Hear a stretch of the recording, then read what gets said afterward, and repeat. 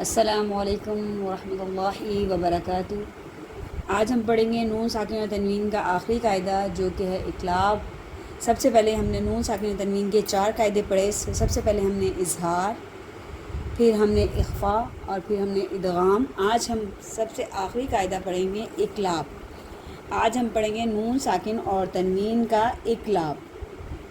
نون ساکن اور تنوین کا اقلاب پڑھیں گے۔ جو بالغان اپنی اصلاح کرنا چاہتے ہیں وہ کاپی پینسل لے کر نوٹ کر سکتے ہیں۔ آج ہم پڑھیں گے نون ساکن اور تنوین کا اقلاب۔ الف کاف لام الف لا اقلا اور با ساکن۔ آج پڑھیں گے ہم نون ساکن اور تنوین کا اقلاب۔ ہم نے سب سے پہلے پڑھا ان چاروں قاعدوں کے لیے نون ساکن اور تنوین کا ہونا ضروری ہے، شرط ہے۔ اگر یہ نون ساکن تنوین نہ ہوں تو وہاں پر مطلب نون ساکن تنوین کا قاعدہ نہیں ہو سکتا۔ جیسا کہ سب سے پہلے ہم نے پڑھے نون ساکن تنوین کے بعد اگر حروف حلقی میں سے جو کہ 6 ہیں ان میں سے کوئی لفظ آ جائے گا تو وہاں اظہار کا قاعدہ ہوگا۔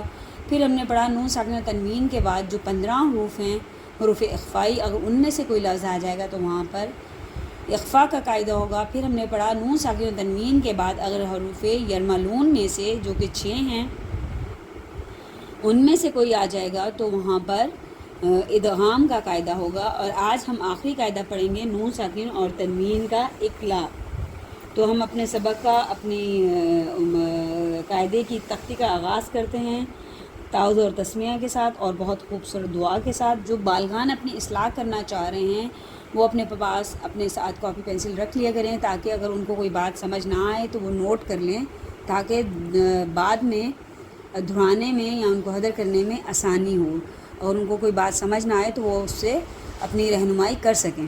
تو آج ہم سب سے آخری قاعدہ نون ساکن تنوین کا پڑھیں گے اقلاب۔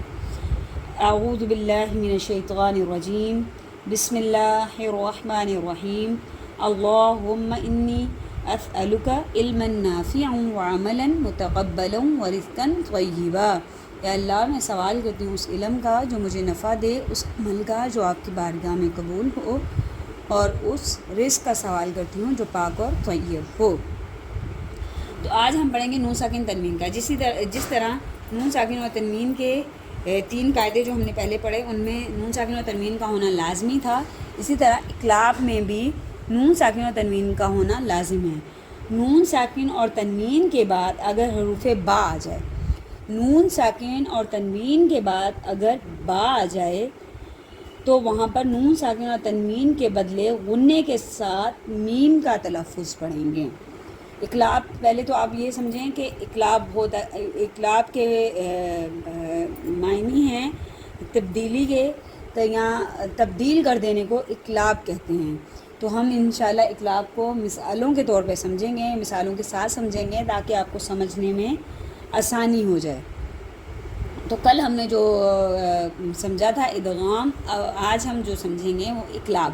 اب دیکھیں میم ساکن کے بعد نون ساکن اور تنوین کے بعد نون ساکن اور تنوین کے بعد یہ جو چھوٹا سا میم آ جاتا ہے نا، اس کو اقلاب کہتے ہیں۔ اس کو کیا کہتے ہیں؟ اقلاب کہتے ہیں۔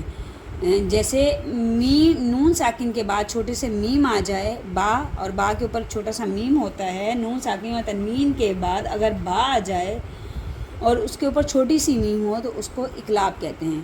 اب ہم نون کو نہیں پڑھیں گے بلکہ پیچھے والے لفظ کو اس چھوٹے والے میم کے ساتھ ملائیں گے، جیسے میم میم زیر میم، میم میم زیر میم، وہ نہ کریں گے میم میم زیر۔ نون کو ہم نہیں پڑھیں گے بلکہ میم کو جو ہے وہ جو با کے اوپر جو چھوٹا سا میم ہے ہم نے تبدیل کر دیا، نون کو نہیں پڑھا بلکہ میم کو پڑھا۔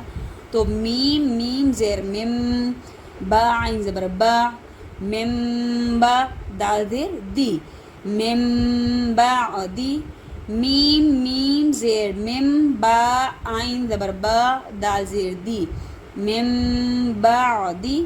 غنہ کریں گے 2 حرکات کی نسبت۔ اسی طرح اگلا لفظ دیکھتے ہیں ہم، دیکھیں میم میم، دیکھیں نون ساکن کے بعد با اور با کے اوپر چھوٹی سی میم۔ اب یہ جو میم ہے اس والے میم کے ساتھ ملائیں گے اور یہ جو نون ہے اس کو نہیں پڑھیں گے۔ میم میم زیر میم، با یا زبر بئی، مم بئی نون صاد زیر نس صاد لام پیسل با زیر بی. تو لفظ بنا مم بئی نس بی. مم غنہ کریں گے، اقلاب میں بھی غنہ کرتے ہیں، صرف اخفا میں نون ساکن اور تنوین کے صرف اخفا میں غنہ نہیں کرتے، اظہار میں غنہ نہیں کرتے، باقی 3 قاعدوں میں غنہ کرتے ہیں. اور ادغام جو ہے ادغام میں لام اور را میں غنہ نہیں کرتے، باقی 4 حروف میں جو ہے وہ غنہ کرتے ہیں. تو نون ساکن اور تنوین کے یہ جو اقلاب ہے اس میں بھی غنہ ہوں گے. میم کے ساتھ ملائیں گے، میم زیر مم با یا زبر بئی. مم بئی نون صاد زیر نس صاد لام پہ سل. مم بئی نس سل با زیر بی. مم بئی نس سل بی. اگر بولتے ہوئے یا آپ کو پڑھاتے ہوئے کوئی مسٹیک ہو جائے تو وہ آپ لوگ، میں آپ سے معذرت چاہتی ہوں، میں اصلاح کرنے کی انشاءاللہ کوشش کروں گی، کیونکہ پڑھاتے ہوئے انسان کی زبان سے بعض اوقات انسان کچھ بولنا چاہ رہا ہوتا ہے اور نکل کچھ اور جاتا ہے، تو اس کے لیے میں معذرت چاہوں گی آپ سے. اب دیکھیں تنوین کے پہلے ہم نے 2 مثالیں نون ساکن اور نون ساکن کی دیکھی، اور نون ساکن جس نون پر جزم ہوگی وہ نون ساکن ہوگا. 2 زبر 2 زیر 2 پیش کو تنوین کہتے ہیں. 2 زبر 2 زیر 2 پیش کو تنوین کہتے ہیں. میں ایک ہی چیز بار بار ریپیٹ کرتی ہوں تاکہ آپ کے ذہن نشین اچھی طرح ہو جائے، آپ کے ذہن میں اچھی طرح وہ جو بات ہے وہ بیٹھ جائے. اب ہم تنوین کا اقلاب دیکھیں گے. ہا دیکھیں، ہا لام زیر ہل، پھر لام میم 2 پیش لم. اب دیکھیں تنوین کے بعد با آیا اور با کے اوپر چھوٹی سی. اب ہم حلم، ہل پہلے ہل پھر لام میم 2 پیش لم. تشدید تھی اس لیے پہلے ہم نے ہا کو لام کے ساتھ ملایا، پھر لام کو اس میم کے ساتھ ملایا جو چھوٹا سا میم ہے. حلم بہذا، کھڑی حرکات تھی اس لیے کھینچا، یہاں پر الف مدہ ہے اس لیے کھینچا، ٹھیک ہے. حمزہ میم زبر ام، دیکھیں یہاں پر نون تھا تو حمزہ کو ہم نے نون کے ساتھ نہیں ملایا، تبدیل کر دیا نا، میم کے ساتھ ملائیں گے. حمزہ میم زبر ام با حمزہ زیر بی. حمزہ ساکن کو جھٹکے سے پڑھیں گے، ام بی ہا میم پیش ہم.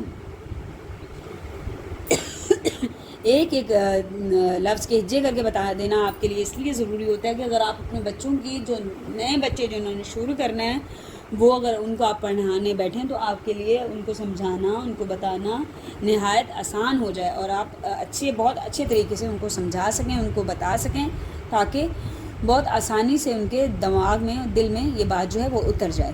حمزہ میم زبر ام با حمزہ زیر بی. حمزہ ساکن کو میں نے بتایا تھا جھٹکے سے پڑھتے ہیں. ام بی ہا میم پیش ہم، ام بی ہم بی اسمائہم. اب پڑھیں گے بعدکم ببعدن. یہ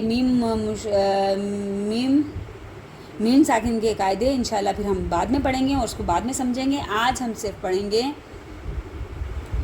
نون ساکن تنوین کا اقلاب ہم پڑھیں گے. تو یہ مثالوں کے طور پہ ہم نے یہ سب باتیں سیکھیں سمجھی، تو مجھے امید ہے کہ آپ لوگوں کے ذہن میں جو ہے آپ لوگوں کو ذہن نشین اچھی طرح ہو گیا ہوگا. اب انشاءاللہ ہم تشدید کی اگلی تختی جو ہے وہ تشدید کی سمجھیں گے. ہم نے تنوین کی مثالیں بھی دیکھیں، تنوین میں بھی اقلاب دیکھا اور نون ساکن میں بھی اقلاب کو سمجھا مثالوں کے طور پہ. اب انشاءاللہ جو لوگ اپنی اصلاح کرنا چاہ رہے ہیں، جو بالغان اپنی اصلاح کرنا چاہ رہے ہیں، وہ قرآن میں جب قرآن کی تلاوت کریں تو ان سب قواعد کو جو ہم پڑھتے ہوئے ہیں، جو ہم نے سیکھ لیے ہیں، جو ہم نے سمجھ لیے ہیں، ان کو قرآن میں اپلائی کریں. صرف رٹ لینا کہ نون ساکن و تنوین کے بعد با آ جائے تو یہ قاعدہ ہوگا، نون ساکن تنوین کے بعد حروف ہلکی آ جائیں گے تو اظہار ہوگا، نون ساکن کے بعد حروف اخفائی آ جائیں گے تو اخفا ہوگا. نہیں، بلکہ آپ نے کیا کرنا ہے، آپ نے قرآن پاک کی تلاوت کرتے وقت ان تمام قواعد کو اپنے ذہن میں رکھنا ہے اور پھر آپ نے اپلائی کرنا ہے. تو انشاءاللہ آپ کے لیے ذریعہ نجات اور ذریعہ بخشش ہے. بہت ساری دعاؤں کے ساتھ میں آپ سے اجازت چاہتی ہوں. میں آپ سے بولتی ہوں کہ آپ میرے چینل آؤ قرآن کے ساتھ جڑیں، کو دیکھیے، اپنے دوست احباب کے ساتھ شیئر کریں، لائک کریں، سبسکرائب کریں. اگر آپ کے ذہن میں کوئی بات ہے آپ پوچھنا چاہتے ہیں تو آپ مجھے کمنٹس کر کے پوچھ سکتے ہیں. میں آپ سے کل ایک نئی تختی میں انشاءاللہ ہماری ملاقات ہوگی. کل ہم انشاءاللہ پڑھیں گے تشدید کی تختی. بہت ساری دعاؤں کے ساتھ میں آپ سے اجازت چاہتی ہوں. اللہ حافظ.